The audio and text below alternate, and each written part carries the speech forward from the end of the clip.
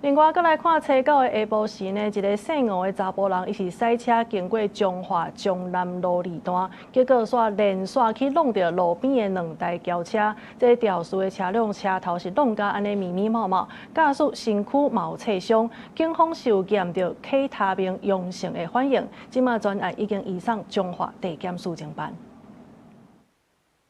一台紅色的轎車經過駛真凶，結果失控去弄到停佇路邊的車輛。代志就發生佇初9下晡，彰化縣分園鄉中南路二段，肇事車輛的車頭弄甲密密麻麻，車路嘛攏是汽車的零件殘骸。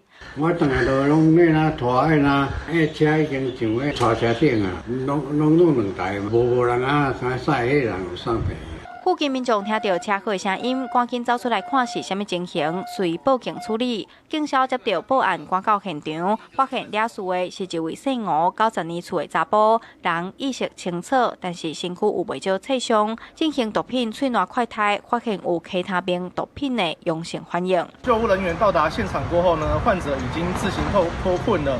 那經現場人員檢傷過後呢，只發現頭部有擦傷及身體多處擦傷。擬因操作不當失控，擦中路旁停放2部自小客車，導致駕駛受傷送醫。經警方對肇事駕駛實施酒測，酒值為0，另實施毒品唾液快篩，結果毒品呈陽性反應。警方表示，這站車禍除了肇事的駕駛以外，並無其他人員受傷。專案嘛依照刑法185條之3，將毒品致使袂當安全駛車罪，移送彰化地檢署偵辦。記者楊淑晴，彰化報道。